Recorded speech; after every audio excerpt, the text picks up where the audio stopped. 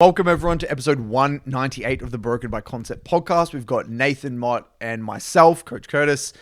I want to kick it off with something I've been really passionate about for a long time, which is managing expectations in solo queue.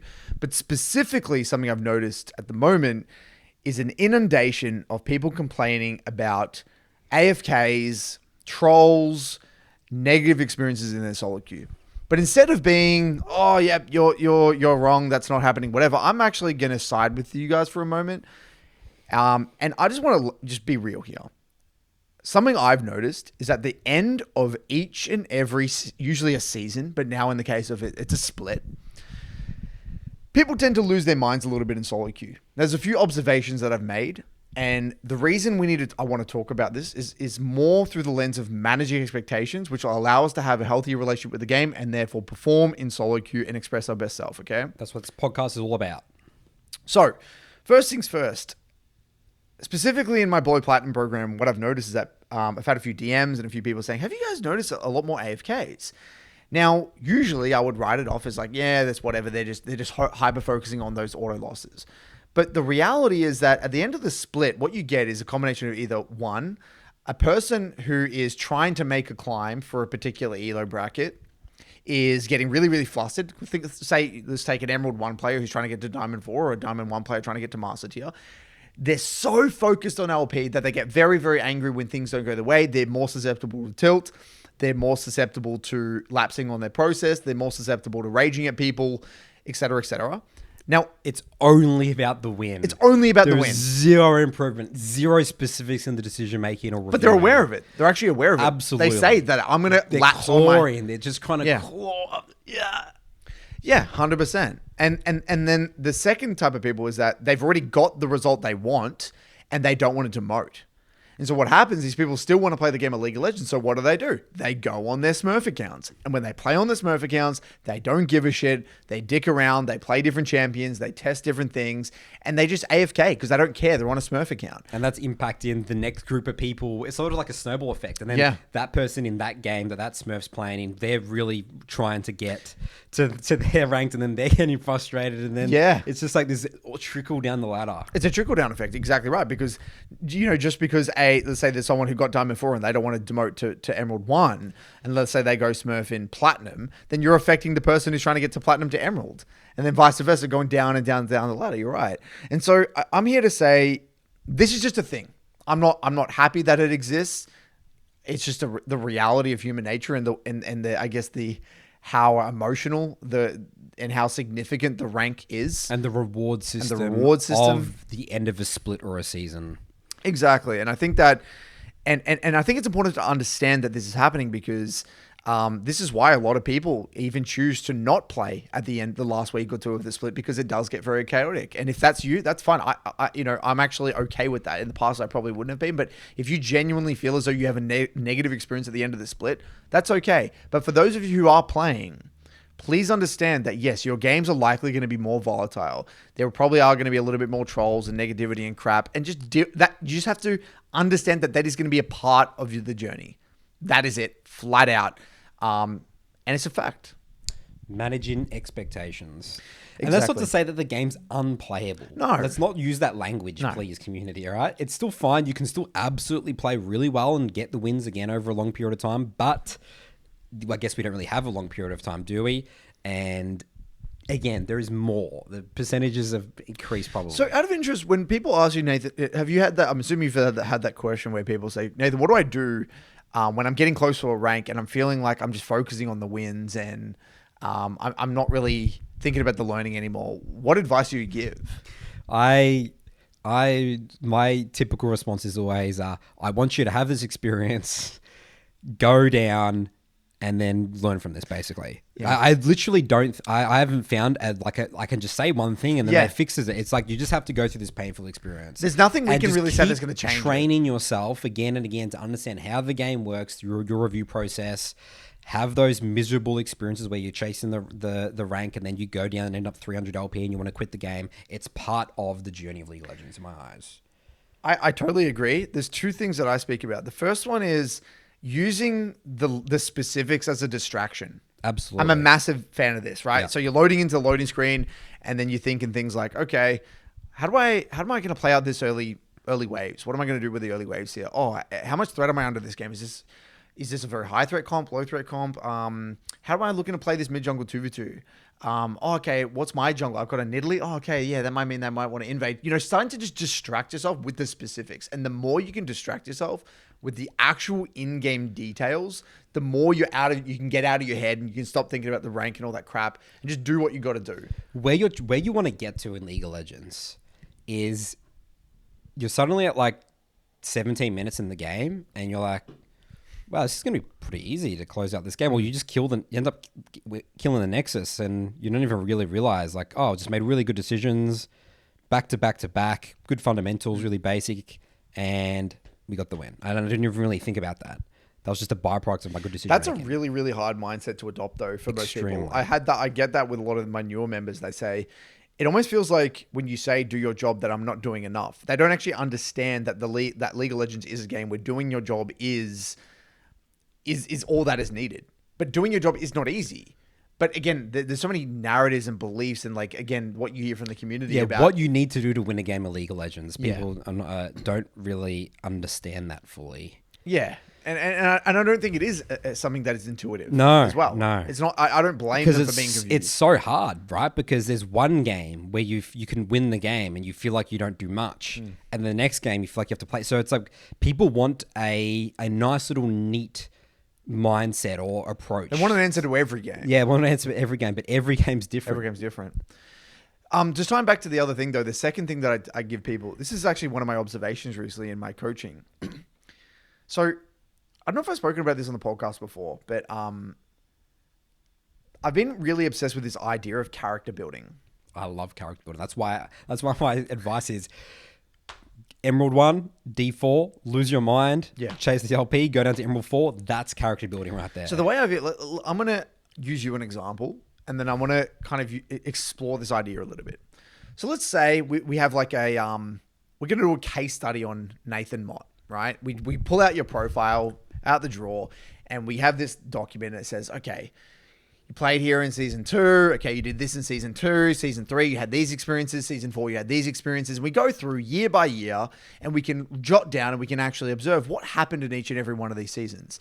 This season here, you got super high rank and challenger, and this season here, you're in the dumps in Emerald, and this one here, you climb back up, and you pissed around swapping champs for this 6 months, and then you plateaued at this rank for 3 months, and then you climbed here with that champion. And so you get to the end, the folder, and here you are now today. And, we know that the player and person you are today is a byproduct of all of those experiences you had in your league journey. I guess you're sort of writing a book. It's like a book of a character. Yeah, exactly right. And you've got these kind of arcs, right? These like arcs of what happened, these story arcs of what happens throughout your journey. And so the way I view it is that, tying back to your advice, is that you want that person just to kind of just go through it and fail. Is that what that is? It's a miniature story arc. And it's a part of your story of what's happening in your journey. And so what's going to happen is that the next season, or maybe 2 seasons or 3 seasons later, or 5 splits later, you're going to be like, oh yeah, I was in this situation I remember 2 years ago, and yeah, this is what happened, and that didn't pan out too well. You know what? I'm actually not going to try something different this time. And this goes for every part of your league journey. It could be, oh yeah, I remember that time 3 years ago where I was playing in that meta where it was just all these it was a super burst oriented meta, and I lost my mind and you can think back to that time and how did I respond to that situation? What did I do? And I can think back, I can remember, and I say this to my MLA clients all the time, where it's like, yeah, I remember season 10, my micro was shit and I got dominated by Eminez and I had to work on my micro. And I remember that was a little thing. And I remember when I played too many champions and I lost my mind and I dropped into my master tier. I remember when I specialized on I learned Kiana and that little arc there. And I can remember periods of my journey where I went through things. And I had my skill shot, phase with Xerath and stuff back in the day, getting called a scripter. And like, I can remember things, my failures and my successes, but it's all just character building. And so now when I get faced with adversity in my journey, I can just think back. It's like, it's just another one of those. I've been through something similar before. And so you become... It's not like a mental monk. It's not like anything like that. It's just like, I just feel like I'm like an individual that's been through a lot of my league journey. And it's just, everything is just a repetition of what's happened in the past. And you can just pull those little observations and tools, the things that have happened to you in your league journey, and just, again, use it again or improve upon, your response that you did last time. Think about your journey. We love analogies here, Curtis, as a TV show. I like that when you use the word seasons. You got one of the most famous shows of all time, Game of Thrones, right? Think of like a character arc of like Jon Snow. Or, compared to maybe not so much of a good character arc like Daenerys Targaryen, maybe you go down the route where you actually find at the end of your storyline, the 5, 6, 7 years, I'm just like this miserable player that hates ranked and I'm super toxic. Or I'm like this, I use Jon Snow as an analogy, super like untalented, wasn't meant to make much of their lives at all. And they went through the ranks. They brutally went from silver, gold the next season. There's sometimes the OPGGs we see of like silver, gold, like plat, like literally just perfectly going up each tier. That sort of story arc. Yeah, totally. And it's important. So with all this being said, I think these painful experiences that you guys are going to go through, whether it's swapping your champ pool to a March, focusing on the LP and missing out on the rank at the end of the split. I mean, I've had some really, the painful experiences I've had with the top 10 thing in that season where I remember I was climbing for top 10 in Challenger, and then I was like trying to, I didn't get it at the end. Do you remember that? Oh, yeah. I was so pissed. Wow, yeah. I was like scrambling to the end, and you remember I was getting +8, like +6, and then you get -28, and I had to win every game. Like I remember I got it, and then I lost one game, and it pushed me all the way back down, and I just lost it. I was just so mad. Yeah, that was probably one of the most emotional I've seen you in your entire life. To give context, basically, I think that was season. It was season 5 or something. Wasn't it? Would have been. Because it would have been season 4, because I have 3 accounts top 10, and I had one account that was top 10 because I finished top 10 that season. Yeah, and so basically the reason I was obsessed with top 10 in that season is because you got a separate icon. Yeah. So there was 3 different icons for Challenger. I think there was like a top 10, a top 50, and a top 100 or something like that. It was something like that. There was like different icons with how high you placed up in Challenger, and I really, really wanted the top 10 one. And so I was like I remember I was like a day out, 2 days out, and I was like. The MMR and the ranks were really weird then. You were getting like +7 LP and then losing 25. And so I remember I remember I could do it. I'd done the math. I'm like, I could do it. I got to win all these games. And I had this day, I'm winning all these games. And I made it. I remember at the end, it was like 2 hours left. And there was other people playing at the time. So I thought, I have to play one more. And that will secure my top 10. And then I was versing you. No. Was that not you? Wasn't I versing you and Calvin? And that's why I was so pissed at you. I thought that was the game before. Was it the game before that? And then you played another one after, and then I don't know. I can't remember. Anyway, I think we did play that day, but I don't know if that was the last. All I remember is that I didn't get it, and I remember I saw like a -32 or some shit, and I just lost it. I was just so mad. I was so angry. Well, I mean, even if you were mad at me, Curtis, I'm not win trading you. I was playing bust my balls, dude. But I was emotional at that time. I was really emotional because I put so much time. So many the LP just did my head in, like the system. And then I remember that was just really, really painful experience. And that was character building. That was awesome, yeah. And I think we all go through really painful times. And I think that, league's a journey. It's a marathon. And I think it's important to, yes, you're going to have shitty times. And they're going to suck and they're going to be painful. But you'll look back on it in a year or 2, 3, 4 years. They're awesome. You'll love them. And you'll love them. I love character building. People know on this podcast, I love telling people, go through the fire. Yeah, so that's just my 2 cents. So view it through a character building lens and then distract yourself with the details. I remember season 10 as well. That was probably another big one for you for solo queue. Remember how you weren't even close to Challenger. That was the COVID year. Yeah. I remember we were... And I was like, is that when I dropped to Master? Yeah, and you genuinely were flabbergasted. You had no idea. I was lost. That was the biggest gap you've ever had in your I remember journey. I had some narratives at that time. I was really burnt. It wasn't I was burnt. I made the mistake of playing too many champions, making all those guides. That's right. And so I lost all my champ mastery. Yeah. And then I lost perspective, and I had to ask him, like, Nathan, look at my gameplay. What's going on? And you were able to highlight like just basics. Yeah. But I couldn't see that because I was just in my head. And then that was a lesson. That was actually a lesson within itself. And now I've developed toolkits for me now. Like when I go to shit, I bring it back to, okay, am I playing? What the hell are my champions' reference points? That's where I start now. Like, am I actually ticking the boxes on what my champion wants to do? And do I have a consistent first 8 minutes? That's where I start every single time now. Because oftentimes when you get in a rut, you realize that you're trying to do shit that doesn't make sense with your champion. Like a classic example for me was like I'm playing Ari and it's like I'm trying to like min max and like mechanics max and dominate my lane opponent on Ari. I'm like, what am I doing? You know, Ari's not even that strong of a laner. What am I doing? I'm not even playing what my champion is even designed to do anymore. And so I've had these painful experiences where I'm not going to go back there, but only because I've got the learning. And there's no other way. This episode is sponsored by mid.gg. Now, they've listened to your guys' feedback. The feedback that you guys gave was, where are all the Korean streamers? How can I watch Faker? How can I watch Chovy? How can I watch Deft? I want to watch the best players in the world. And they've listened, guys. They've listened. So now what they've done is they've integrated majority of the Korean pro players onto the platform. So here I can go ahead, type in Faker, and then boom, here I can already take a look at all of Faker's recent VODs. If I want to look at Chovy's VODs, I can click here, type in Chovy, boom, I'm already here looking at Chovy's POV VODs, which for those of you who've actually tried to find these VODs is actually a pain in the ass. And especially for streamers who are not already natively streaming on Twitch, who stream on a Freaker or some of these other kind of platforms, it's really, really hard to find them. So they've done a really great job of integrating these ones straight onto the mid.gg platform.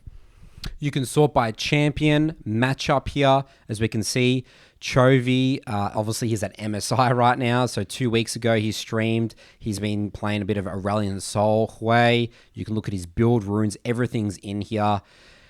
Head over to mid.gg or link in description of this video. Download the app and get to learning some matchups. We have got a article, some information from Riot Games development team about Split 2, ranked update. What's going on for Split 2? So remember, we have a 3-split system moving into this year, which was new. We're at the end of our first split, and Split 2 is going to be coming up. So we'll read through a couple of things that you guys need to know, what we need to know as serious ranked grinders here in the Broken by Concept universe. All right, so as we come to the end of Split 1, we're here to check in with what we've learned and what changes you can expect in the ranked experience for Split 2. These changes aim to make your climb have fewer feels bad moments and make your journey more fun and rewarding. I'm all on board for that. I love League of Legends being fun. It already is fun. Maybe I can make it even more fun. To do this, we'll be making a range of adjustments from placements to demotions to more quickly get you to an accurate rank based on your skills. So the TLDR of this entire post, we'll get more in detail, it is players can anticipate 4 major changes in Split 2.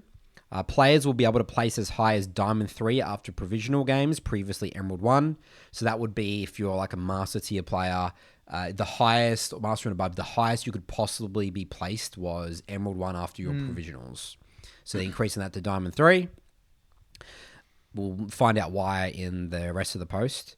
The next one here is demotion protection between divisions, e.g. Silver 2 to Silver 3 will be removed. Players will fluidly transition between divisions. So you could be, there's no going down to 0 and staying on 0. It's literally, I'm on 10 LP in Silver 3, and now I'm down to Silver 4. Demoting from tiers will place players at 25, 50, 75 LP depending on players' MMR at the time of demotion compared to their rank. So you might go down to 25 LP from, if your MMR is really bad, from Silver 3, 10 LP. You could go down to Silver 4, 25 LP from my understanding. And then Masters Duo will be enabled in most regions and will stop again at Grandmaster. So let's start with there. That's a big one. Do you want to start there? Yeah. You don't want to start there? I think we should go chronologically. We'll go chronologically. Let's go through the article chronologically. So, all right. So getting into this one, fine-tuning the ranks. In 2023, we observed that many players were experiencing frequent negative LP gains. Specifically, in the Emerald to Master tiers, approximately 50% of players were encountering negative LP games. So, for example, plus 21, minus 29. And in Master Plus, this percentage was even higher, around 80%. This trend arose from our earlier decision to boost LP gains, which was aimed at making promotions more attainable. Which makes sense, right? Like, you can understand how that would be a byproduct of that. Because, again, for people who don't understand that, think about it, right? What you would get is they increase the LP gains, but because it was easier to climb, people would get higher than their MMR would actually be, and therefore to adjust for the MMR to balance it out, you would have to, I guess, clamp the climbing and try to bring you down via giving you negative LP gains. This is really important. Like, let's just lay the groundwork for this whole post and what Riot's trying to do is the challenge that Riot has had with the system since they introduced the tiers, Gold, Master, is they need to figure out how to get your visual rank to match up with your hidden MMR rank. That's basically the challenge. Correct. You know, we had this conversation off camera, but we might as well talk about it now. Like, at the end of the day, right? I mean, I'm not super well versed in. We are not super well versed in rank systems, right? And understanding the math and the stuff, the algorithms behind it. But all I'm going to say is that just wouldn't everything just be so much easier if everything was just like the chess elo rating? Yeah. Like back to what it used to be in season 1, 2. Yeah. You know, just like it says, all right, I'm 1520 something. You're 1600 and whatever. You know, I just felt like that was so much more intuitive. There's no like questioning what your MMR is. Your MMR is kind of what your MMR is. You actually see it as a number go up and down. I don't really know what the benefits are. Maybe it gives you more flexibility and leeway in terms of what they can do. But I mean, I would be all for having just a visual MMR. Like, I want to see the number. I want to see it go up and down. And then what they did before, it's like, okay, well, if your MMR's in this bracket, you're this rank. And if your MMR's in this bracket, you'd be that rank. Now, I'm sure there's people in the comments that are way more educated about why they would do this, or maybe they just tried to gamify the system, right, and make it more visually appealing, more sexy. It's like, you know, you can tell your friends it's way cooler to say I'm gold 4 than I'm a gold player rather than I'm 1500 MMR. You know, but you know they made that decision many years ago. You know, in season 3 when maybe they thought that the game was more casual, maybe. Yeah, or like they were getting really to the masses, but. You know, as I think the years have gone on, and you know, they usually even the word the ranked integrity is important, and how big of an esport league is. Maybe going to this system is just let's just take it serious, like, and it's just really what it is. I mean, again, we say this all the time, but the ranked League of Legends player base is like the most sophisticated, hardcore, competitive player base in like every game. It's by far you could maybe say chess, but I wouldn't really call chess like a video game, right? Yeah. So maybe Riot just need to own it. And go back on their word. Just go back, yeah. Like that was they just say that decision we made 10 years ago. We thought the game was exploding. Everyone was saying this is the next phenomenon. And now it's really stabilized and we know we're a massive esport. We have the most, competitive, sophisticated, ranked player base of any game of all time in history. So let's bring it back. Next time we get Froxton on, we should talk to him about that. I think it'd be interesting to hear it from him. Topic. I actually saw as well a Reddit comment from this thread where they said, based on after this article, Riot's one step away from going back to basically to the MMR system. Like all these changes are basically trying to... It's kind of taking us back to what it used to be. Yeah. Which is interesting, isn't it? Because there's no demotion shields, there's no promotion, there's no, once they remove all this stuff, they're stripping it to its bare bones. It's stripping it basic. Yeah, exactly. They're stripping it back to its bare bones. I agree. And so, there were basically in the article, they talk about what some of the changes they made throughout the first split. And this is like a recap of the changes they have made. So they fixed an occurrence where Iron 4 players were actually being placed in Iron 2. They fixed negative LP gains affecting Diamond 1 players. They reduced LP gains from 28 to 25 below Emerald to decrease inflation. They adjusted edge case handling around demotions, where some players were not really demoted properly. They ceased placing new ranked players into Platinum if they were playing normal games. I can't believe that was even a thing, by the way. Like, I can't believe I'm even reading that. Yeah. New players were... I have heard about that. I've heard it. I didn't believe people. I didn't believe people, but I think it's obviously true. Yeah, wow. Because I've had people in my program, say things like that. Like, I got placed in Platinum or they with Platinum players. I guess I have to apologize to people that I just discounted. I said, it's an anomaly, but apparently this was normal. And so they also implemented 50 LP demotions to decrease inflation. Again, people were quite upset about that, weren't they? Initially, where you would lose, you'd go instantly down to 50 LP, right? So rather than drop down to 75 or something like that, right? But that does help with inflation, right? Because think about it, you're dropping further back down in the below rank tier rather than just below it, Reduced queue times, whatever, made ranks within your team closer by 40% in games below silver, and adjusted how players who play ARAM, bots, and normals are initially seeded into ranked. And the average was silver 4, but it can be as low as iron 4 and high as gold 3. So you can actually, wow. So that means you can actually get placed in iron 4. After your provisionals. Yeah. Wow. I'm assuming if you just maybe never 0, played 5, normals. never played. Maybe played only bots. Yeah. Which would be bots. interesting. Yeah. Okay, so let's get into this graph. This is, look, I don't really want to hyperfixate on this, but I think it's important to note that, so basically what this graph is, and, you know, if I'm misinterpreting it, someone who's better at graphs in the comment section, let us know. But come on, Curtis, you did maths, and I mean, this is overwhelming to me. Graphs, so what confuses me? Okay, so what you've got on the x-axis here, essentially for the listeners, we're looking at a graph that is trying to describe inflation throughout the course of this year. So you've got on the x-axis the dates starting from the start of the year all the way to where we are now, essentially, and then on the y-axis we've got kind of inflation by rank, and then you've got all these kind of lines color coded to differing ranks. So at the start of the season in January, you kind of had this massive kind of spike in inflation for Master Tier specifically, which actually got eradicated very quickly. And now the inflation for Master Tier and actually the higher ELA brackets in general, it's very stabilized. It's actually stabilized really, really nicely. We're still looking at a little bit of inflation for the lower ELA brackets. Gold, silver, and bronze are fluctuating around 3-ish, 3-4% inflation in rank. It seems like gold is the hardest. That's the highest inflated. Gold is looks like the hardest rank that Riot's struggling to stabilize. Stabilize and make sure there's less inflation. So they've done a good job for the most part, and it does seem to be going down, which is good. And so they're happy to report that after these adjustments that they made across Split 1 in 2024, that the negative LP gains are down by 37%, and they're currently at 3% in most skill brackets, close to 0. So I'm assuming they mean inflation. So they're currently around 3% in most skill brackets, close to 0, which is great, right? So they've done a good job of, through these adjustments, lowering inflation. If only that was happening in the economy as well.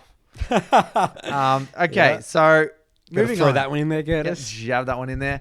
With the new 3-split system, Apex players are experiencing more fatigue when reclimbing to their previous rank. So, for example, if you're like a Grandmaster player and you have to, or a Grandmaster Challenger, it does take quite a long time to get back to your rank. So to address this, we're increasing the max rank. So now you can place upwards of Diamond 3 rather than Emerald 1. They're continuing to work on seeding and placement tech to get players in the right spots as soon as possible. But with the adjustments made this season, we believe that reaching the rank you deserve will be faster on your main account than it will be on a new account. So yeah, that does seem to be the trend where it seems like they're taking into account a lot of data about past seasons and stuff a lot more. And they're trying to, I guess, adjust the algorithm to currently place you accurately, which makes sense. It's just intuitive. How the hell could you accurately place a new account? I mean, that's just mission impossible, honestly. So, I mean, I'm going to give Riot some slack there. It takes time to adjust for a rank at the end of the day, and the more you've played on an account for a longer period of time, surely it's going to be easier. Where we want to be with placements is if you're a player who were to create a new account and play normally, you should be able to do that and be matched with players of the correct skill level. However, the integrity of the rank system is still very important to us. If you're a player who wants to make a new account, run it down, beat up lower players for fun, we want to detect and ban your account. If you're a high-ranking player who wants to run up accounts to run up the ranks and sell them, we want to get after those too. So we're exploring opportunities with newly implemented tools that will be able to quickly and confidently identify who these accounts belong to. Our goal is to get manipulated accounts out of the path of legitimate players faster. I love that. Really awesome to hear. I just want to read that sentence again.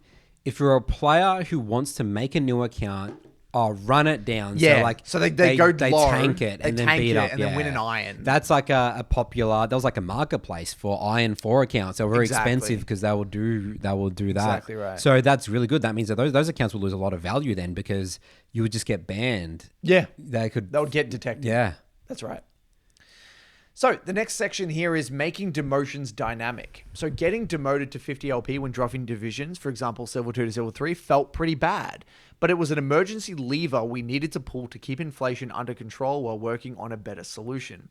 This split will removing that drop and making demoting between divisions more fluid by moving your LP smoothly between divisions. So basically, if you lose at 10 LP and lose 25, you'll move to an 85 LP in the division below. I like that. I think that makes sense. Again, it's so much easier to manage MMR that way, in my opinion. It has to be done. It has to be done, which I'm glad they've done. Demoting between tiers, for example, Silver 4 to Bronze 1, will still have protection as we want to give players an opportunity to protect the rank that they've earned. However, this does come with a slight adjustment. When you demote down a tier, you will demote to either 25, 50, or 75 LP, depending on how far off we determine your actual skill level is. I assume that means that the MMR. So again, Yeah, if you have bad MMR, then you're going to go down to 25. If you have good MMR, that's, again, it's constantly this premise of how can we match the visual rank as close as possible to the MMR, so you're not getting negative LP gains. Yep, exactly. And so exactly, it says this essentially creates a much better experience than rather than slowly and painfully suffering a plus 15, minus 35 until their rank and skill are aligned. Because this does feel shit. Yeah. You know, that no one wants this in the game where you're getting plus 15, minus 35. You're going to be very demoralized. But remember, even if that was happening to your account, you've put yourself in that situation. Yeah, that means you're not meant to be there. Yeah, you're not meant to be there. And or you've just lost a lot. But either way, it's not a good experience. No, it's not. It's a lose-lose for everyone. It should just be cleaner and just a little bit and a little bit lost, rather than having massive win and loss streaks. But I do like that they are addressing this. I think this is really important for just like overall motivation as well, and for people, because the game is already so hard, right? You're getting beaten up a lot. That's right. I know, that's making a good point. It a smoother experience for everyone it's better for everyone. Yeah. More people are going to want to play the game. They're going to have more fun doing it. They're going to feel more satisfied losing, winning games. I like it. I think it's really good and important. I think it's genuinely really important. So we're getting to the juicy stuff here. The return of Master Tier Duo. Now, look, this is not going to apply to a lot of people listening to this, but I think it's an interesting conversation to have. What a coincidence as well. We've just done like 2 Duo Q episodes on this podcast in the last month. Yeah. So I'm not really going to go, we're not going to go too deep, but let's just touch the major points, right? So in 2021, we removed the ability to queue Duo and Master Plus. And while this improves some aspects of match quality, for example, queue times and match fairness, it also made playing League and Apex tiers more isolating and hurt content creators. We wanted to support those who play ranked League as a social competitive experience. Having said that, we also want to value competitive integrity. Dueling in the highest sections of the ladder can cast doubt over the legitimacy of rank 1 and make queue times extremely long. It is extremely difficult to find a fair match when Gumayusi and Keria are dueling, while also to respect role preferences. Therefore, in an effort to strike the best balance between competitive integrity, queue times, and social play, we're moving the Joy queue cutoff up to Master, from Master to Grandmaster. We think including Joys and Master will allow more players to hit the rifts with friends while still protecting the competitiveness of the highest ranks. We'll be piloting these changes in all regions except for China and Korea. Differing regions have communicated different sensibilities around where that balance point is, and players in China and Korea have presented as significantly more divided in bringing Joys back than elsewhere. We'll be listening closely to the players in these regions to ensure we've landed in the right spot, but we are opening to re-enabling Master Duo Q in these regions as well, if that's what we hear. Fuck me. Okay, so it's really interesting. My thoughts on this is it actually makes the most sense to do the massive servers, because you have, like, if you do this in OS, Curtis. Oh, yeah. No. Your Duo Master, you're playing in Challenger games. Yeah.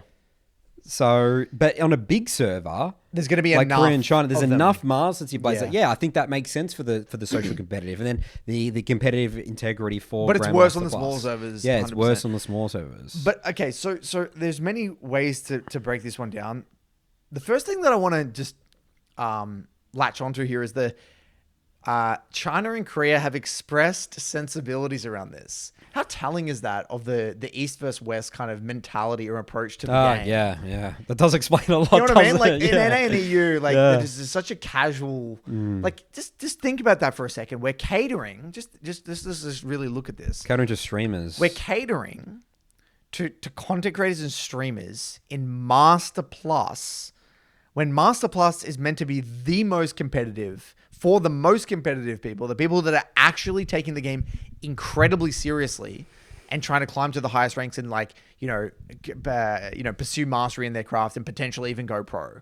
It's just really fascinating to me that, like, China and Korea, they would, even though duo queuing would make more sense in their servers due to the high player base, they still have expressed uncomfortability with that. And that's just such a testament to the way they view the game and the seriousness and how important competitive integrity it is over there relative to the West. And I think that's just so telling in the mindset they have. And like, there's a reason why China and Korea are just so much better at the game. And it's the mindset and like the way they're viewing the game, like, I just think that there's no coincidence that China and Korea would say no. You know what I mean? Like, comparatively to NA in a year. I just found that so fascinating, and it just explains a lot. It explains a lot. So there's that, right? And then look, I just think I'm just genuinely disappointed in. Okay, so let's just break it down practically, right? So this is going to benefit bot lane duos massively. So I do think that bot lanes being able to duo together actually probably even makes them better, right? I think it's closer to to what they're going to experience in competitive, right? So I think that's fair. But the reality is, does the bot lane having a better experience outweigh the complexity this is going to add to matchmaking and just overall fairness and overall just... No, but Curtis says it's not about the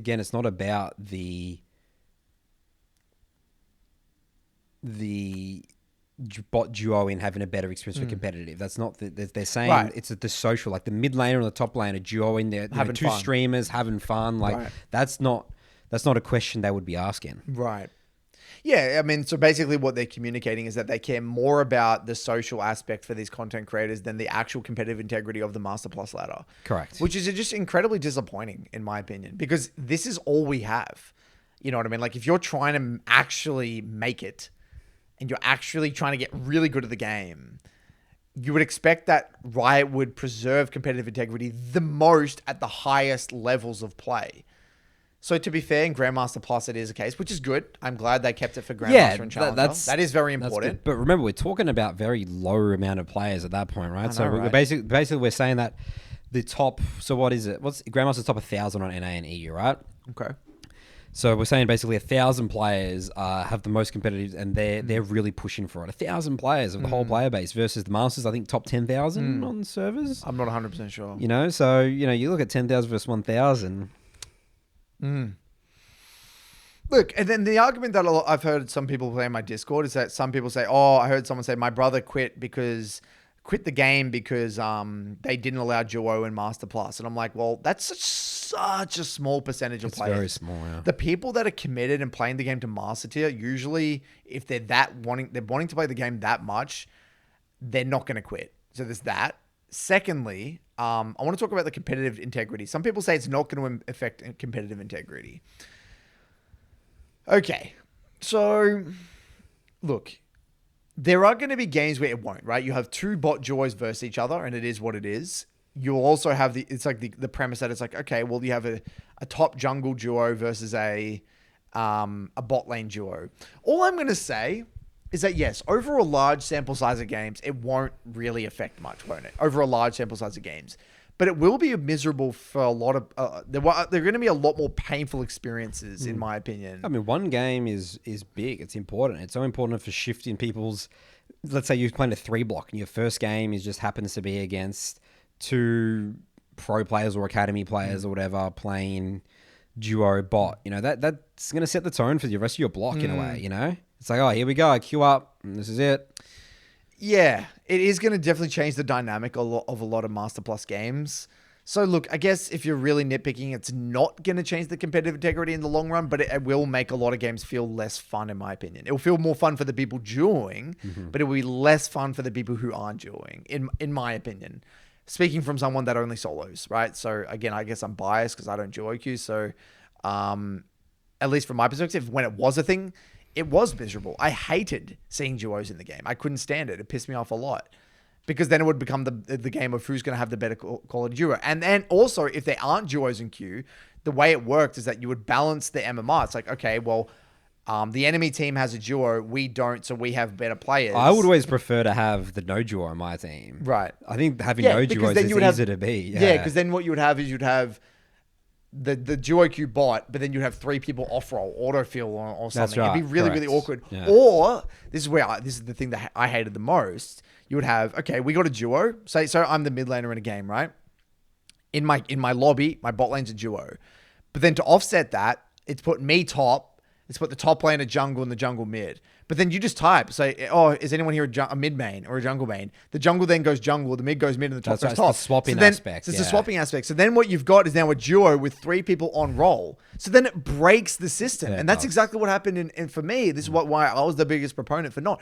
Because it would be great if there was always guaranteed to have 2 duos at the same rank all the time and the same roles. But that's not the way it works in reality. The way it works in reality is that you're going to have times where there's not another duo on at the same rank, or maybe, again, there is 2 duos, but then the other people in other roles aren't, they're not evenly matched. And so again, they swap around the variables, put you on different roles, but that's fixable. People can say, oh, I'm auto for a jungle. Anyone here a jungler?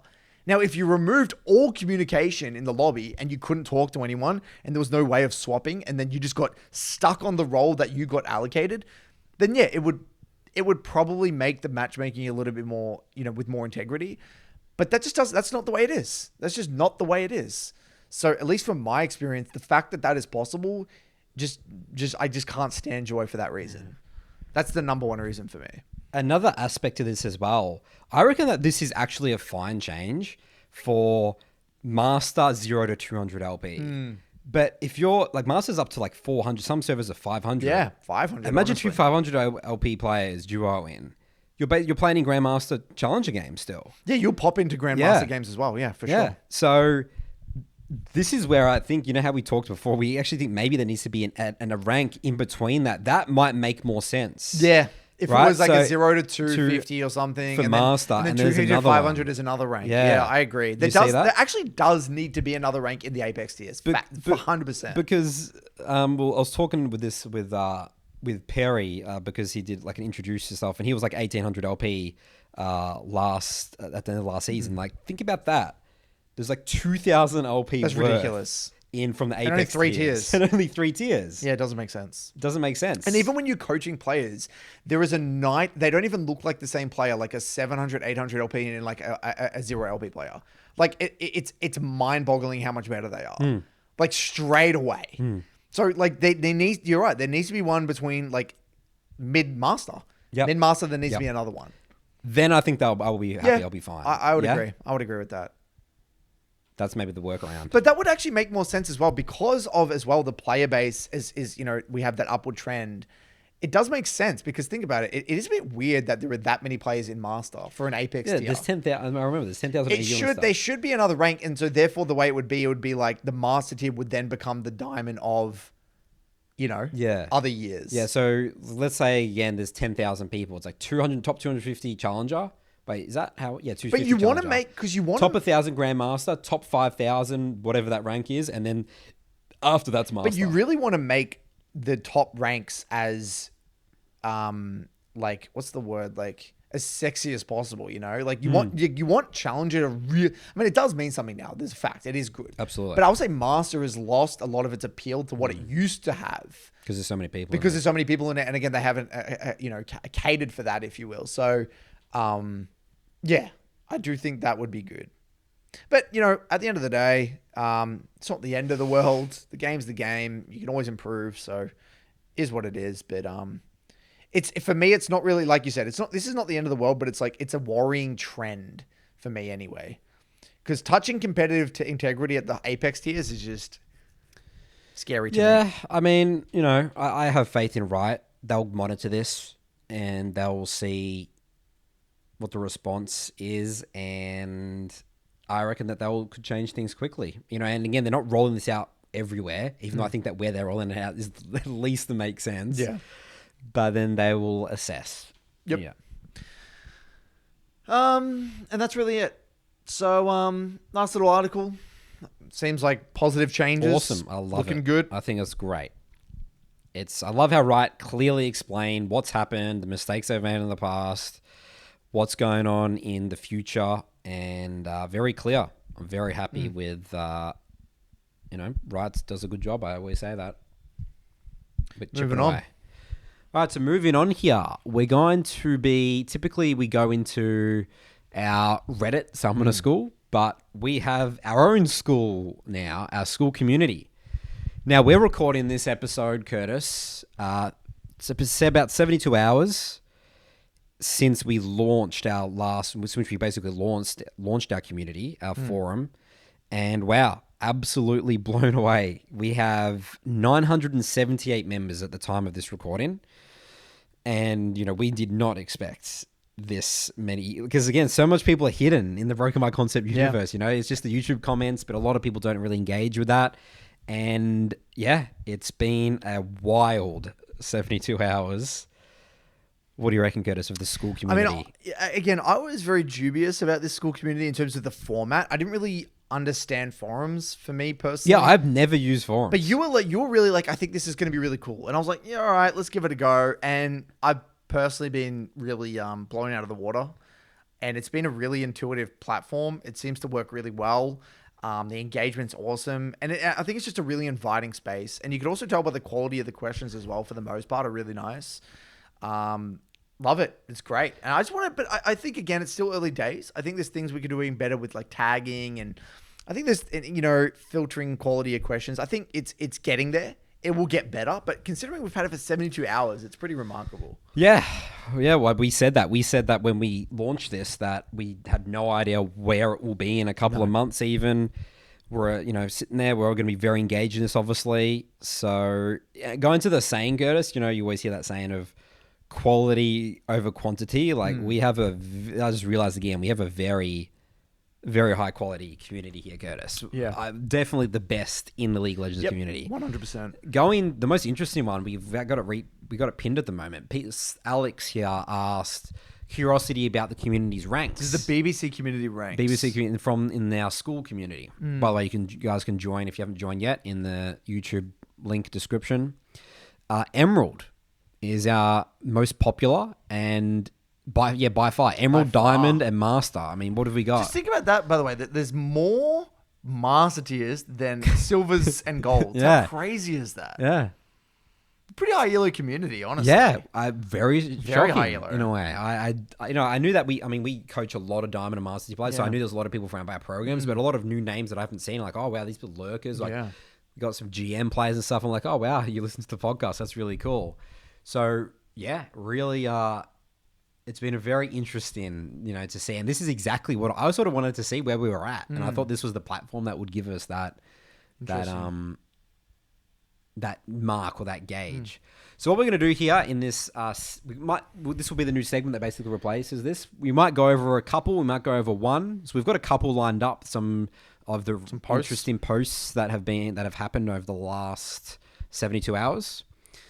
So our first one here was from Charlie, who's actually helping us build a top lane academy. He's an admin on our platform here. And he says, what advice helped you the most in your improvement journey? And Charlie here said the concept for himself of playing hot with high intensity helped him the most. Adopting a high intensity mindset helped me make more intentional decisions, which helped both in-game and in the review. High intensity, we actually should probably do an episode just on what high intensity means. Yeah. And I do get that question a lot. What does it mean to have high intensity? Because this is a super foreign concept to people that games, like you have high intensity in like training or physical aspect, but they don't think about high intensity in terms of your mind. People think you can focus. People think that you jump on your computer and you're going to be playing at your gaming level is the same no matter what. People can always say like a little bit tired, but there is a massive, it's not about the tide. It's like you can actually go to the next level. It's like you just don't, okay, I'm at my level of play, but we can go the next level. It's high intensity. People forget about it. People only think about it in terms of, oh, I'm tired, I'm not focused, or I'm just chilling. There's the people don't forget that there's an extra level, which is what we think high intensity is for the game. All right, so our top comment here is from Megan.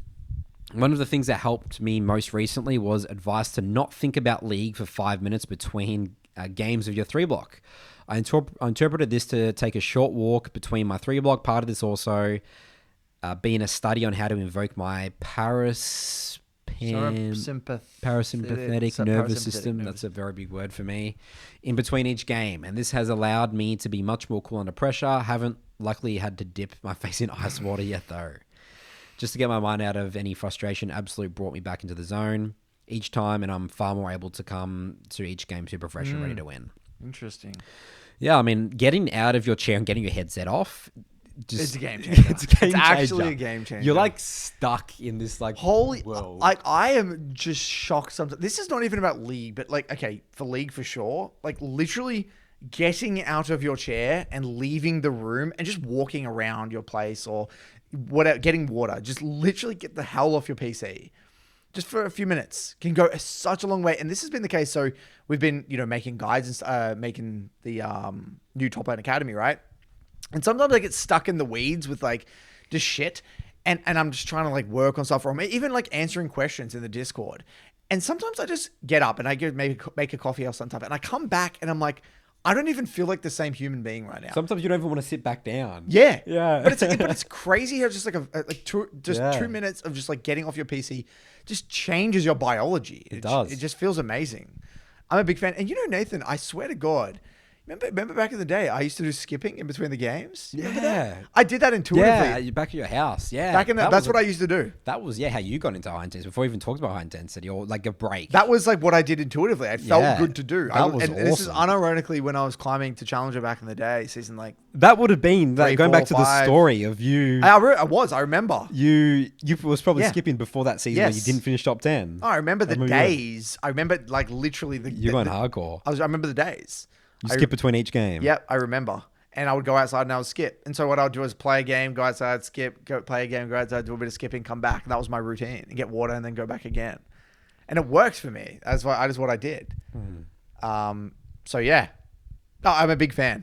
I think it's really, really good. Good advice. This is again a bit of a tangent here. This is what actually scares me the most about those VR headsets, like the Apple Pro and stuff. Like, I don't want to be locked in.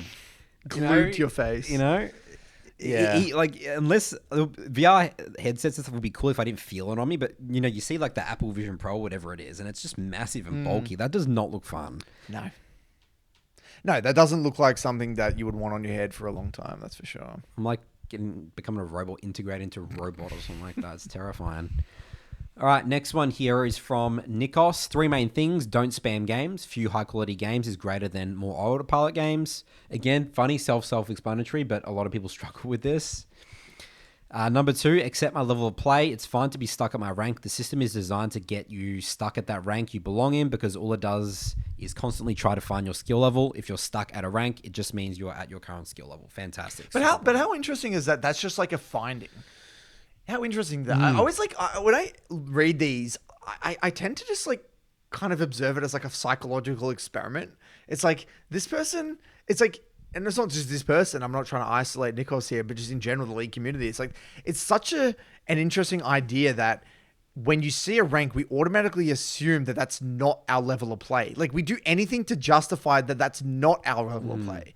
When in reality, that's what the system is doing. The system is putting you in a rank. Like, how interesting is that? That's not intuitive. I just found that fascinating. People think that... Like, that's a breakthrough for people. It's they're like better than they actually are, yeah. It's like a breakthrough that the idea that the rank that you see is the rank of your level of play. People just think they're just stopping by. Yeah. They think they're on a vacation. And then, we always think that we are better than the rank we are. It's just really interesting. Rather than just accepting, this is just my rank. And this is my level of play. And my rank matches up with my level of play. And that would be intuitive. That should be intuitive, but it's not for a lot of people. Found that fascinating. Psychological experiments. That's how, Curtis reading the school. He's just thinking of you guys all the psychological experiments. Number 3, think about the things that I can control. If I can't control something, I can't fix it. Use the limited attention span I have to focus on what I do with the hand I'm dealt. Do my best, learn and move on. I think writing these down is also really important. Again, you can have an idea. People probably have an idea of, these things make sense, but having it written down, actually think about this daily, actively is really important. You can have the knowledge to do something, but the execution of it and constantly reminding yourself is important. Here's Fang here. Fang, I think he's from Soul 2. He's actually been farming. He's like rank 1 on our leaderboard at the moment, by the way. So good to represent the Sol 2 community, Fang. Mainly helped me make the push from Emerald to Diamond, but it was in relation to only doing what will make you win the game, or as said from Coach, only make the plays to advance your own win con or deny the enemy win con. Really helps me see the game in a different light and appreciate the nuanced understanding the game requires. Mickey says, discipline with your games. In last season, I played on 2 accounts. On my main, I hit D1 with 60% win rate. On that account, I only played 2 champs, and I wouldn't play on that account if I didn't sleep well, if I was hungry, tilted, cold, and only played when I could give my 100%. If those conditions weren't met, I would play on a second account. On that second account, I had a 50% win rate in low emerald. It's really day and night difference. This is something that you struggle with, always playing with second accounts. You've never really done second accounts for this exact reason. Yeah, I can't do that. But there are people that do. It's not for me, but it works. Well, look, that's what I like about this community. We get to see what works for other people. Just because it works for one person doesn't mean it works for everyone. If it works for Mickey G, then I'm sure there's other people that it works for. Yep. Yeah, and this did work for me, the high intensity count. Yeah, it worked for you as well. Count, right? But mine was a bit different though, because my low intensity count ended up being the higher because of the lack of expectation. Yeah, right? yours was. So there's different ways. So it looks like Mickey is like purely that's low intensity, but my low intensity, again, it's weird based on free flow. You were more like, okay, it doesn't matter if I lose, and because it doesn't matter if I lose, you were able to play more free flow, which is weird. But yeah. It's like I sort of tricked myself. It's like this is a low intensity account, which means I was free of expectation. I was able to express my best self better than the high intensity account. Again, I'm a psychological experiment here, I guess, as well. Jeffrey Chen, dissecting different components of the game into categories. I can fully focus. Example, few games fully focused on wave manipulation, few games fully focused on CS. Great, learning objectives. Yep. Focus. And as long as you're not focusing on the win and loss, it's good. Basically, break it down into components. That's what I say. Whenever someone gets tilted or they get start losing a lot of games, I say just break down the gaming components, and it makes sense. It's like this is why the game happened this way. Reviewing my games helped me tremendously, specifically with analyzing my deaths. That's great to hear. That's how I advise all the time. When you start reviewing specifically, start with deaths. Enjoy the game and don't be scared of failure. Great. Love this. As someone who, because some stuff that happened in life years ago, self-confidence almost in its entirety, the competitive environment in general wasn't something comfortable to deal with. So just trying it again, even if I get destroyed, watching my reviews and over time realizing what used to be very hard or something I had to think in order to do, it was becoming muscle memory. Improving decisions and so on is very nice. As silly as it is, because it's just a game, mental wars sometimes are incredibly hard to overcome. Still working on that even. So that was from Luis. Mental wars are incredibly hard to overcome in League, but also in real life as well. People get stuck in situations and relationships and the justifications they can have for this sort of stuff. So, we're incredibly mental. Yeah, the not being scared of failure is a tough one. Again, that's very common, I would say. And I had that same thing as well. I mean, I think fear of failure can come from many places. It can come from having a fixed mindset. You don't want to reach your peak because then you don't know if you can, you can't go any further, or you think you can't go any further. It can come from, fear of getting flamed or whatever the hell it is. It can come from many places, but learning to overcome that via just getting into the details and breaking down the skills and just slowly chipping away, it's massive. And it will help you both in game and out of game, for self-confidence. Next one's here's from Eric. The need for sorting out my stage 4 issues. That's got to do with our BBC pyramid. Eric's obviously a hardcore BBCer. I was spamming games focused on wins and losses, not spending a drop of mental stack into the idea of getting curious about my gameplay or playing mind to external factors. Lack of sleep, rotating days, nights, schedule affecting my ability to express my best self on the Rift. Love it. Matt here, playing for kills is not League of Legends. The game is about XP wave management and objectives. That's a big one. That's a real big one. Yeah, that's something that when you start playing League's not intuitive because you're so rewarded. I get kill, good things happen. Like I go get a tower or get an objective. But the highest level of gameplay. It's about experience gain, denial, wave management, objectives like that. But that's not to say like go for kills, get kills. That's a really important aspect of the game. But that's just one, We need to, Nathan. We really need to find a really neat and tidy way to describe the game of League of Legends because think about it. When you're coming into League, you're almost like pushed down this rabbit hole of trying to get a kill because you're thinking there's a tower there. I got to kill this tower so I can get closer to their base. But in order for me to kill the tower, I have to kill the enemy. You know what I mean? Like right. it's almost like you're tricked into thinking that that's what the game is all about. And if someone doesn't tell you otherwise, that's all you're going to think about. Like, how do I kill these people? So I think that like we need to, especially for newer players, we don't really have a great, clear, articulate way of just describing what the game of League of Legends is actually about. Because you can say it's about XP and resources, but I don't think that's like, at least for me, I don't know if I even resonate with that. Yeah. Like it is, but only when you understand what that actually means. What that looks like. What does that look like or feel like? I mean, Curtis, in my Diamond reviews, I have to remind people this constantly, right? Like this is not like a new player thing. True. It's like, why are you going for this kill? Look at this. Why are you ulting this when Dragon's coming up in 40 seconds? You're just going to lose all the resources. It's very hard. And this is, again, like, I think something that we've realized, both of us intuitively over our years of coaching is just the significance of reference points with your champion. I feel like a really great way, what we found, what we're doing with our top lane program and going to be doing with all the other ones is like tying it back to what the hell does my champion want to do? Like, when am I strong? What sort of fights does my champion want?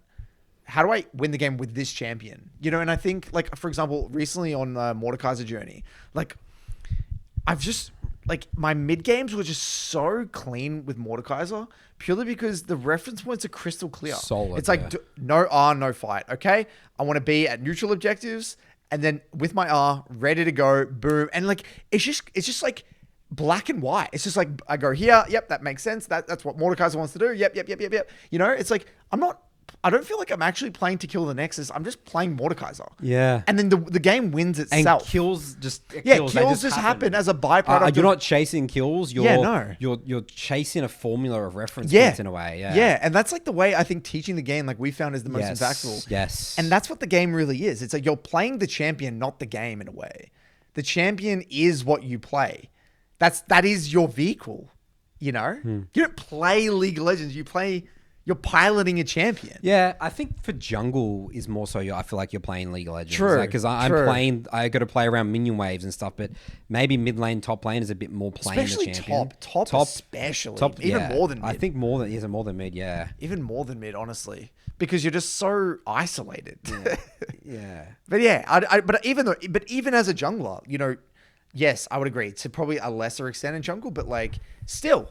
Right? Because think about it. There's a big difference between playing Evelynn and playing Lee Sin. Playing Nocturne and exactly playing Elise, playing Karthus. Like, you're still playing the champion. Massively. But yeah, you definitely have to be more cognizant of your surroundings. Playing the map. Playing the map and how you interact with all the other champions. I'd agree with that. But yeah, just interesting. Marcel says, the best advice I got is find out what player you are and become exceptional at that style and really lean into it. Playing a ton of fighting games as a kid, I really enjoyed looking at how two characters interact in the game, how you can get advantages through ability by ability interaction, how small positional mistakes can disadvantage you. So that's what I did. I knew some matchups so well as Darius that I could tell you how many autos it takes to kill them level 1.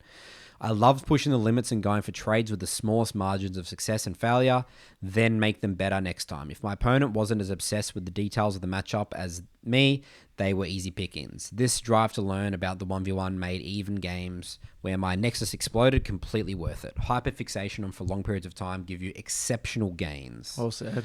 Awesome. Love that. Champ mastery. And owning your identity.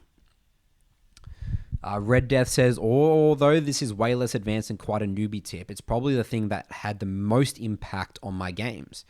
Realizing that jungle ganks aren't an inevitability, but rather they're a problem to think about and solve, that I don't have to just pray I don't get ganked.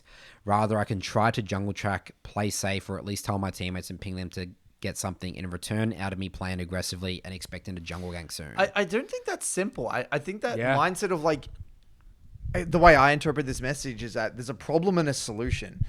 Again, like in League, what I've noticed way too much, even with high level players, they accept things as inevitabilities. So like, for example, it could be, in his case, it's a gank, but it could even be we lost a team fight.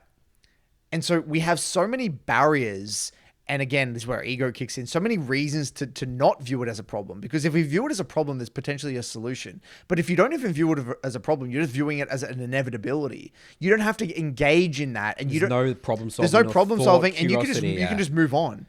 So in League, I actually really resonate with this personally because I was the same. I kind of viewed things in League as inevitability. It's like, this is just the way this goes. This is just, this is what that champ does. Or, when you start to really break things down and view, okay, everything in League is a problem. Now, you may not understand the solution, but it's a problem.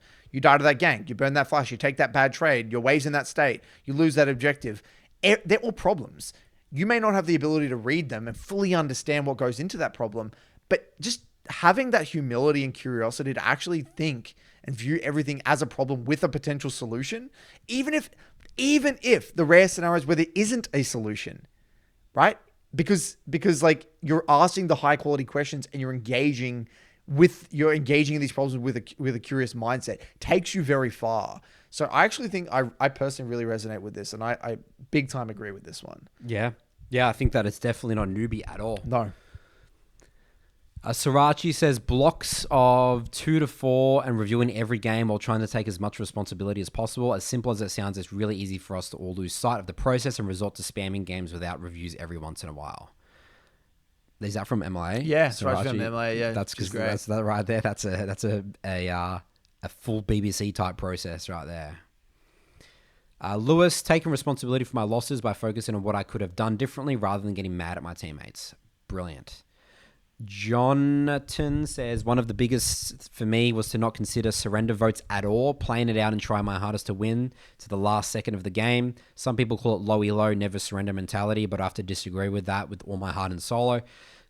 This makes your mentality shift from being a victim of matchmaking and such to focusing on the game in front of you and getting the most out of it.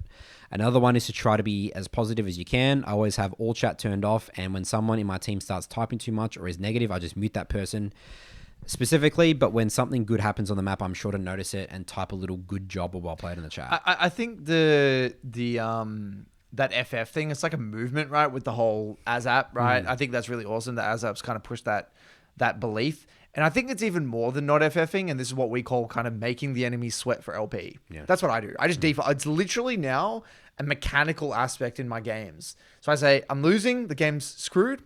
Now I move into this mindset. And then it's a mindset. How do I make these people earn their LP? Yeah. No, yeah, I might still lose, but it's such an important mindset. And you'll win so many games like that. It's unbelievable. It's actually fun. It's actually extremely fun when you shift. It's a mini game. It's really fun. Yeah. And I love, like, I make it personal though. Yeah, dude. It's like screw these guys, like, there's a human there sitting there thinking it's a free win. Yeah. And you want to exploit that. I want to exploit that. It's like personal. I find it really motivating, honestly. Yeah. I love, as a jungler, from my perspective, mid-game, because mid-game, once you just identify a couple of things, you can win games so easily. Like, who my strongest member is, where's my team, where's the enemy team, because you just can win games. All it takes is getting a Baron, man. I witnessed the greatest example of this, and I had actually made a tidbit out of it today, right? Yeah. It's hard to explain. I won't go too in depth without a clip, but essentially, they just got Baron. They're really far ahead, right?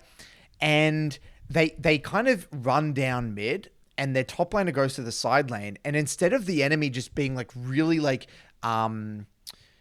defensive in their response to Baron, what they do is they just 5-man mid. So while the one person's in the side, they 5-man mid and they kill them and get the bounties and destroy their Baron. And I'm like, that's just such a good play. Like someone on their team probably made that call, like just spamming, just go down and just send rather than just like, let's just wait to lose the game. Yeah. Let's just bring the punch to them. What's the saying? Beat them to the punch. Instead of just slowly getting siege on, let's just go. And then Lysandra and Kane, they all just dove in, flashed on them, killed them. And then, obviously the Jace, who I was coaching, was on the receiving end of that. I'm like, yeah, I mean, you got to respect your top laner hadn't made anyone react. And this is, I said, as people get better at high rank, they're not going to slowly bleed out and lose the game. They're gonna make you sweat for the LP, believe it or not. And this was an example of that. And they lost the game. They lost the game. Yeah, just like that. Just from that one play. Just from one play. Because Kane got a big bounty and their comp didn't scale, and then it got out of control. And they couldn't use the Baron.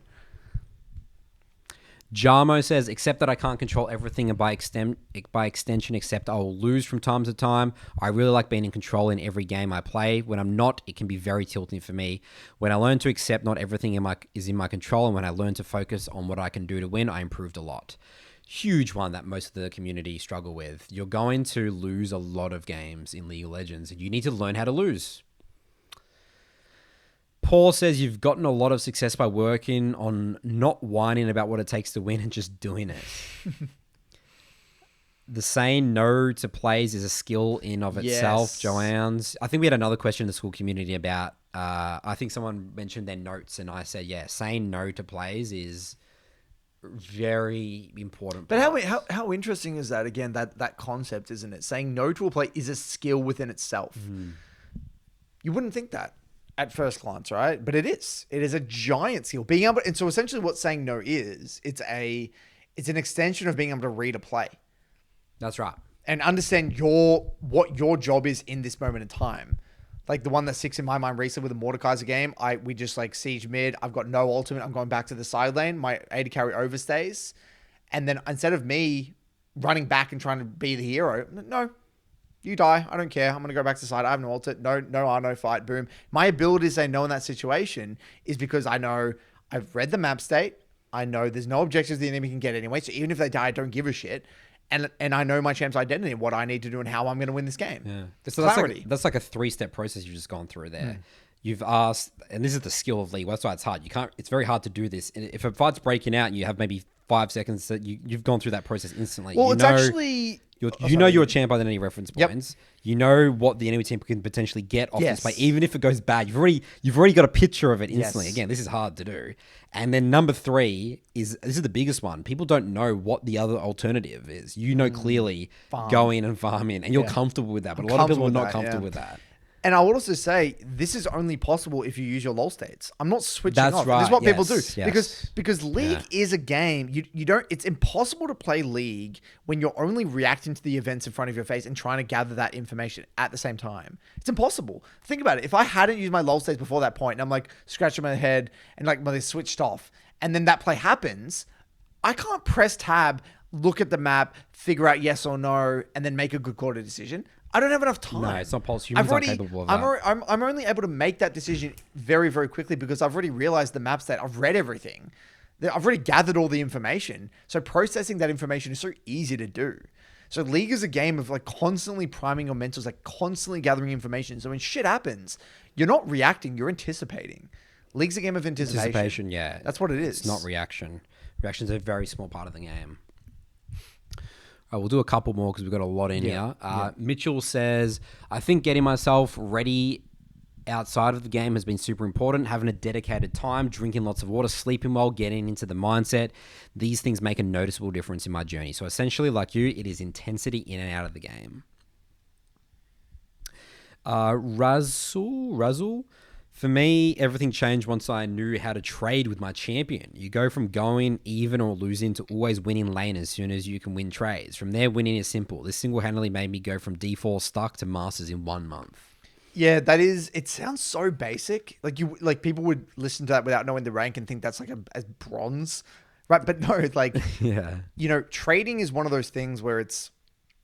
You can climb without having amazing trading, which is weird, right? Because he could be good at other things. But my point is that there are levels to trading, and you can have.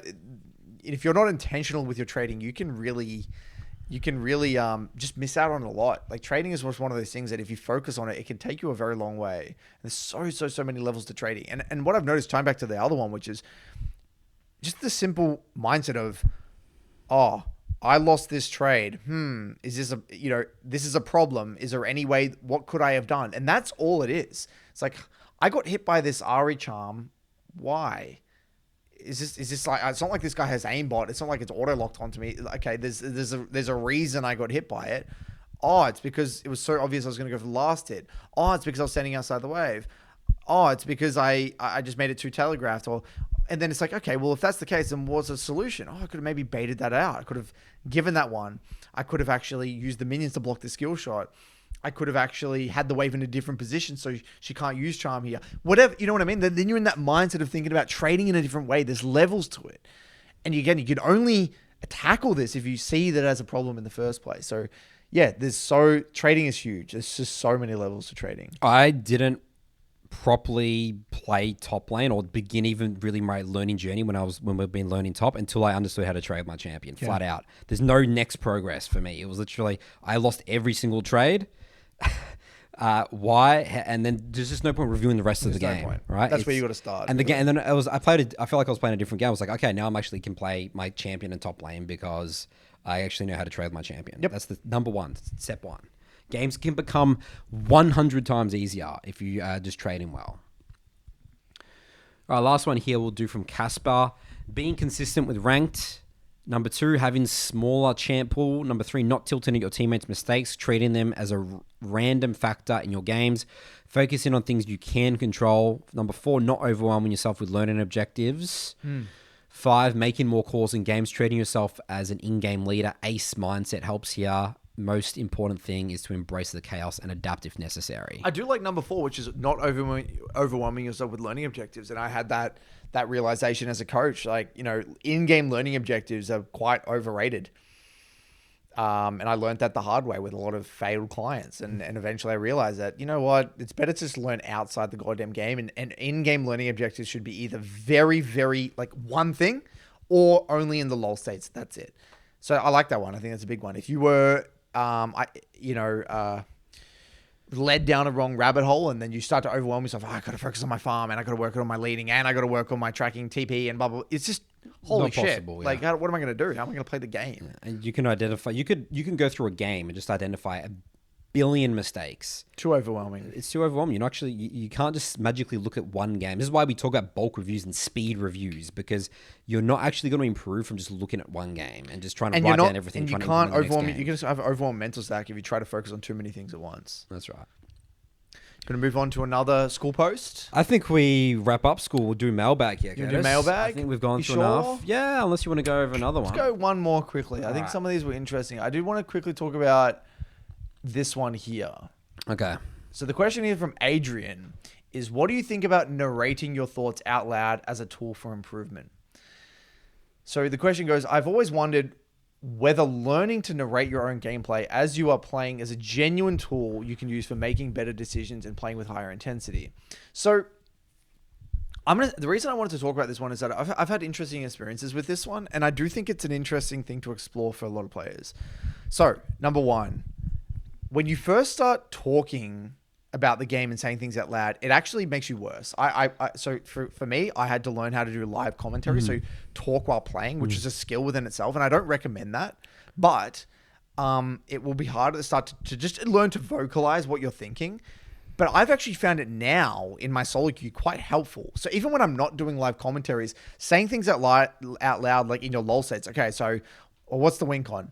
What's the next objective? It just like wakes you up. It just wakes you up, and it kind of, at least for me, I do think it's a thing that people could do if they feel like they're susceptible to losing focus in a game, or they're susceptible to checking out or tilting or anything. Literally, the act of saying it rather than thinking it, I think, is a more effective way to bringing about like just an intense mindset. So again, I don't think this is for everyone, but I think that it's worth exploration. It's worth, exploring for certain people, I think, anyway. Have you had this? I've had certain people in my program say streaming their game and talking into not talking to someone else, like just random conversation, but just having other people watching you talk about the game feels like you have stakes in it or responsibility. And that actually helps. That has helped them play better because the people are watching them and seeing what they're saying about. They feel like they're under the spotlight. And that's actually helped put them perform. I think that might be a certain type of person though, because people would just break under that pressure. Certain people might get anxious and stuff. Yeah, so, yeah. I definitely. All I'm saying is that there's something to explore. There's something there. Yeah, there's something there. I don't really know the science behind it, but yeah, I think there's something there. Sorry, excuse me. Yeah. But be interested in if anyone knows the science behind that one, though, for sure.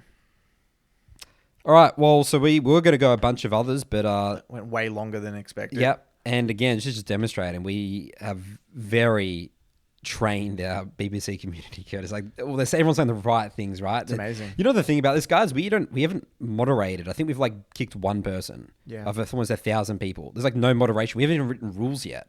Yeah, it's pretty crazy. It's insane. Just a testament to the listeners. I keep saying we have the highest quality. We have the best listener audience in league. We have the smartest audience. Heard it here first. All right, guys, mailbag time. Away we go. Welcome back for Nathan's mailbag. Jingle, jingle, jingle song. Alrighty then. Our first question here comes from Yash. The title of this email is Afraid to 3-block. Hello, BBC. My name is Yash. I recently joined Sol2 and a relatively new viewer of the podcast. I'm still pretty foreign to the concepts techniques being talked about to become a better player, but my goal is to hit Challenger on my favorite champion. Maybe yous can relate as Aussies, but I work as a miner. I'm currently on a roster of working 8 days on with 6 days off. I usually cannot play on site due to poor internet, super tired after a 12-hour shift. This means I'm restricted to only play on the 6 days I have off. I've noticed that when I get back from work that I'm pretty rusty, needing quite a bit of time to warm up. Additionally, since I'm only playing half of the time, the LP cutoff keeps getting higher and higher.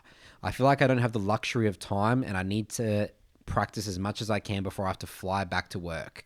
As such, I spam games rather than following a 3-block strategy. Desperate attempt to making up for the lost time. Do you have any alternative training strategies to my situation that I can use, or should I be committing specifically to 3-block? I was hoping for a long-term strategy which allows me to maintain a high rank. And this is his OPGG here. So he's 400 LP master. Wow. And flat out, yeah, I've done a session with him actually today. Flat out Warwick one trick. Wow. It's impressive. Genuinely impressed. Yeah. So yeah, there we go. Wow. He has his days on and now he's playing. Wow. So 11 days and then he hasn't played for 11 days and he's back. Was that his first game 8-1? Yeah. Holy. I credit to my review session today. That his first game after our review session. Wow. Because I told him your view of the game is distorted. You know, he's playing for kills. Yeah. And he wasn't playing the map. Yeah. Zero. Like he would go for we end a review after like an invade with no lane this prior to is classic. Insane. Yeah. What a beast. What a beast. Okay. I mean, look, honestly, I still would recommend 3-blocks. I would just recommend multiple 3-blocks. That's right. Right? So let's say, for example, you really wanted to grind hard. Then you would be looking at 3-3-blocks. And it's intense. There are a lot of people that don't thrive doing 3-3-blocks. There are some people that do. But given your schedule, I mean, you could probably get away with 3-3-blocks. But maybe not every day of those 6 days, but like maybe majority of them. You know, let's say, is it 6 days? So 8 days he has to be working and then he has 6 days off. Yeah, so maybe what you could do is you could do like 4 of those days, 3-3-blocks. Yes. Right? So what you would do is you would do a morning, boom, get out of the way, hit the gym, lunch, you know, whatever, come back, 3-block, chill, whatever, dinner, or what, maybe not, and then 3-block. You could do that. Curtis, we have a bit of a dilemma though, Curtis, because he plays in high-elo on OS. You can't play So in the playing morning. extremely difficult. Yeah, true. Yeah, it throws a spanner in the works, doesn't it? Yeah, you can't queue in the morning. You can't. So you're really... So you start at 12 p.m. You have to start midday at minimum, right? So you would have to start at, 12, around 12, right? So let's say... I mean, look, the ideal scenario is that he would probably wake up a little bit later. Ideally, I mean, I don't know how dedicated he is to this, but like, you know, rather than waking up super early at like 5 a.m. or 4, 5, 6, you would ideally want to sleep, you know, maybe go to bed at midnight, wake up at 8. So then you could chill in the morning, have breakfast, hit the gym, whatever, and then get your day like rock and rolling and started at midday. That would make more sense. And then you do 3-3-blocks by finishing at like 10 o'clock at night. Yeah, something like that. You could do 3. Yeah. They're like 12. It would be like 12 till 2:30. Eat, do shit, and then you'd have another one like 4 till 6:30. Eat dinner, and then have another one, chill, and then sleep. You could do that. Yep. Alternatively, what you could do is you could do 4 game blocks, but in just 2 blocks. So you would do a like a big session, like 2 4 blocks. So you could do a 12 till like a 12 till 4 or whatever the hell it is. Like you have lunch, an earlier lunch maybe or something. And then you'd have like a 12 till 4 and then a big chill for like 2 hours, have dinner and stuff, and then do another 4 block. You could do that would give you 8 games a day, which is pretty bloody good. 8 games a day. It's a lot. That could work as well. Again, another alternative is 2 blocks. You do 2 blocks. 2 block, eat, 2 block, chill, 2 block, 2. You could do 2 blocks. I'm personally more a fan of the 3 blocks or the 2 4 blocks. That's what I would probably do. But again, try and push your wake up time to a place that's as late as you can, but that's not ridiculous. So again, maybe wake up at 8 or 9 and then go to bed later. Yeah. That'll be so hard after 8 days. You wouldn't do that 6 days. Oh, what do you mean? What do you mean? Because think about it. I don't know. I assume he gets up early to go to the lines, right? So think about it. You've got this biological clock. True. It's going to take a couple of days to get into it. It's a tricky one. It's a tricky situation. In terms of logistically. I think that, try that for the long-term strategy. What Curtis talked about, either the 4 blocks or the 3 blocks. Or posing another thing, Nathan. He could still wake up as per usual, do his normal schedule, but instead of playing in the morning, he just reviews. And watches other VODs. Yeah. Like maybe you want to spend an hour in the morning watching a bunch Maybe that will warm you up, because it sounds like he has a problem of the warm-up. Either your VODs or someone else's. Yeah, both. Like watching higher than Warwick players and other servers. Like literally just studying other people Warwick VODs. And then, watching maybe some of your previous VODs and stuff like that. That could see that's an hour of your time, boom. And then that could, give you something to do in the morning rather than just playing. I don't know. Another idea as well. It's definitely an interesting situation. Very, very unique. No one's written in with this at the moment, so we do have a big mining culture here in Australia. We rely on our miners, so keep it up, Yash. I'm actually more curious. I want to see how far we can push as a Warwick trick, because we've had one in our server, but he's never really gotten that high. No. But I think, but I feel like he wasn't even a good player though. No. I feel like he purely relied on champ mastery. But what I would say is that the gauge is there another high level Warwick player on another server? Yeah. That's usually what the gauge is. Or is he the highest in the world? I don't know. I'm surely there's a guy in NA. Remember there's a guy in NA? Parallax or I don't know if he still plays, Right. But he's been challenging multiples. I don't know if it's still possible. Yeah. I mean, in my mind, thinking about Warwick, I think there's no way this is the cap. Yeah. Like I could see it. You have a lot of options early. Definitely getting to doubling that LP, definitely. Yeah. No doubt. Wouldn't be easy, but I reckon it's doable. Because Warwick is a champ you could do it with, because it gives you, it's not like you're doing it with like a scaling, not impact. You're doing it with a champ that has options. Usually champs that have options, you usually can. Because he can scrap, he can skirmish. Yeah. It's a tough one. All right. Well, I guess we can keep he's in my program, so we can keep you guys updated on Yash. It's an interesting one. All right, next one here comes from Obsession. The title of this email is just advice. Hey guys, I love the podcast. I've been a listener since episode 141 and have never looked back. I am coming to you because I am completely unsure of what to do. I'm a low emerald player and have not been able to find a role champion I don't get sick of after 1 to 2 weeks. I've had probably 50 different arcs spanning across 10 or so accounts over the last year, each of them being a different jungle top or mid champion. On every one of these ventures, with different champions, I've been able to play at a consistent Emerald 4 level and float between Emerald 350 LP and Emerald 40 LP. In my head, I would like to be the sort of the player who is known for being a master of one champion, and recently, due to hearing about genuine OTPs being super rare, I have figured this probably isn't me. I'm not sure if this is the case or I just haven't found a champion I can truly enjoy yet. Right now, I'm still throwing stuff at the wall and seeing what sticks. I want to have a process and improve, but I'm not sure if it is cut out for me. I have barely any competitive gaming background and would honestly say I've never fully felt the satisfaction of having to work for something. I was talented at school and have just easily succeeded my way through life, achieving the bare minimum. I have no idea where my problems lie and would like to hit my goal of diamond this year. I enjoy mid, top, and jungle and all the champions. I've played in them, but the phases only last for a short while, as previously mentioned.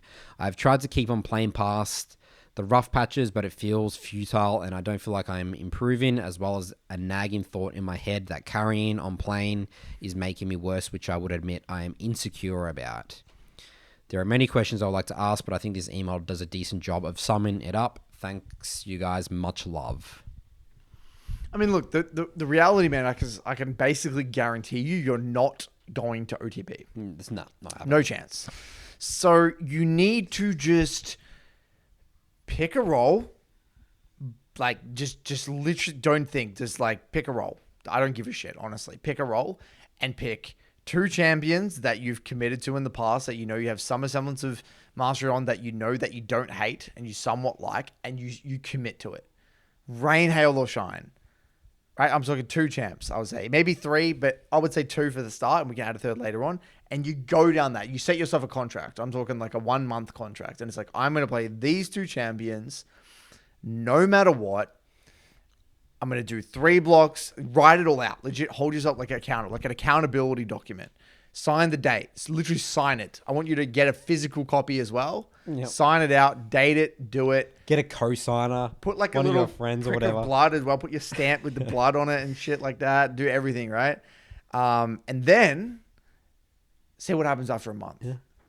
But you must commit to it for a month. You must commit to it. He has to. That's right. Because what's happened now is that he's built the muscle, the pattern, the muscle memory, the behavior. He's built the behavior, yeah, the habit. The habit. Yeah. That's the word I'm looking for. Of when things get tough or I get bored, next champ. Dopamine. You know, honeymoon phase. You know, you slept around too much. You got to really focus on your relationship with 1 or 2 champions. Yeah. And so that's what you got to do, man. And so what's going to happen when you're that first week, it's going to be torture. Yeah. You're going to want to blow your brains out. It's going to be so painful. It's going to suck. It's going to be boring. But I promise you, by week 2, week 3, things are going to start to click a little bit. You're like, oh wow. Well, he said after 1 to 2 weeks, maybe week 3 would be. Yeah, week 3 will be absolute pain. Yeah. No, I think week 1, 2 will be actually. I think it'll be the other way around. Honestly, I think by week 3, I think you'll come out the other side. That's what I think. Really? Oh, I don't think you can break a habit that easily, Curtis. So we'll see. We'll see what happens. But that's it. That's my advice. It's that simple. You know what? And you know what? Let's say at the end of this is not the solution. Then maybe you need to just sit there and just be comfortable saying, I'm just going to be a jack of all trades and the master of none. And I'm just going to sit as an Emerald player and just play a new champ every 2 weeks for the rest of my journey. And just accept that. Like, genuinely, that might sound so weird coming from coaches, but that's the reality. If you don't have champ mastery, goodbye. See you later. Yeah. That's just the fact. But what I hope will happen after this 1 month is that he has a little bit more respect for champ mastery. And because, again, I had this conversation this morning with a client where fun in the game, right? It's so weird because fun, there's so many ways to have fun. So many ways, But there's one thing that I think never changes, which is the more you play a champion, the deeper you go down the champ mastery route, in a way, the more fun it gets. But what happens about the 100 mark, Curtis, with your Ari? Okay, you lose your mind. It's more nuanced than, it's obviously more complicated than that, but you can't actually truly have fun with a champion until you actually have champ mastery, because you're not even playing the champion. You know, you're just kind of learning the champion. You're not playing the champion. So I don't know. But a lot of people don't know where that is. Where does that end? How do they know it, right? Yeah, it's just complicated. It's just very complicated. Yeah. So look, do the month and then write back in. I think that's simple. Do your month, write back in, give us an update, and then we'll figure out next steps. People think they have champ mastery after like 30 games. They think, oh, well, I've won a couple of games. And that's happened to me. I think I know this champ. And then I realized 10 games later, I actually have no idea what I'm talking about. So he probably gets to that phase and then that's it. You know, he never actually built the... That's what I think. Yeah. He's never actually built champ mastery. I'm hoping if he plays 2 champs for a month that he will. I think it's going to take longer than that. I think this is. But there's no way he's going to agree to more than a month. It's just ridiculous. Yeah, that's right. You want to start. Month is like the most reasonable time frame. That's right. Even a month is a good amount of time, but Yeah. come on, we've got to give this guy some room. Whoops. Cut him some slack. Yeah. All right, this one here comes from Dale. The title of this email is Does the Student Teach Its Teacher? Hello, my name is Dale. I heard that teaching league makes you improve and become a better player because it forces you to understand the concepts better in order to teach. I'm very curious about this and wanted to know what a coach's opinion is on this, as he needs to be a high ELO and good teacher. Due to my ELO, I can't teach anyone and test it myself unless someone wants to quickly become Iron 4 like me. Good job with the podcast. I couldn't do it better myself. Have you had your mentors from your programs, MLA, going to like MLS, or just people at MLA that helps out people, that say that when they review with other people, not even just coaching sessions, but review with other people or give people advice, they feel like they actually have become a better player because of it? Because you're forced to articulate your thoughts. I don't know if anyone's explicitly said that to me, so I can't really quote that, but I will say I've observed that. I've observed people, but what I've observed specifically is when you give someone responsibility, they hold themselves to a higher standard. Yes. That's what I've noticed. Yeah. So the mentors that I've worked with, the people who I've moved into mentor positions, they tend to take themselves a little bit more seriously and their journey a little bit more seriously, and they seem to mature in a way. So I don't know if that makes them, yes, it objectively makes them a better coach, but I think they've risen up to the occasion and felt as though they needed to take themselves more seriously to be in a position of authority. So I think that's kind of what I've noticed. I don't know if that's actually made them a better coach. I can't comment on that, but I can comment on them being, I guess, more serious. Yeah, I think the responsibility is a powerful thing. When you give someone responsibility, it depends on the personality. Some people rise to the occasion and they own it and they do well with it and they become a better version of themselves. Other people crumble and they can't. They're not capable. They're not ready for it. But let's speak for you, Nathan. What do you think? In your experiences, did coaching other people help you become better at the game? Me? Yeah, you. 100%. Yeah. Because I've seen more so from the aspect of not like my ability of teaching, more so of like, I just have a VOD again and again and again and again and again. Like I just seen every situation. So I know exactly all the mistakes my opponents or what I could potentially. It's more about being a teacher or reviewer puts you in a situation that you're like observing the game from a learning perspective permanently. So that will inevitably make you a better player just from sheer volume, because you're just thinking about it. Even if, let's say if I was a terrible teacher, I don't think I'm a terrible teacher, but you've just seen so much just selfishly for your own gameplay. I think it's really, really valuable. Yeah. So what you're saying is that how we talk about league is I've series studied of puzzles, and you're just studied. solving trillions of puzzles. And I've studied the game for years, forced based on because I'm a coach and I got paid for it. So I'm forced to get better at my craft in a way. But it's interesting though, because I have noticed, I don't think it's fair to extrapolate this to everyone though, because I think that there are people that are kind of stuck in their ways and they want to teach the game a particular way and they're not curious and not willing to learn from other people. Because I think our personality types, we've been very open that we're flawed individuals. We're not, we've constantly changed our opinion on many topics here on the podcast and within our programs, right?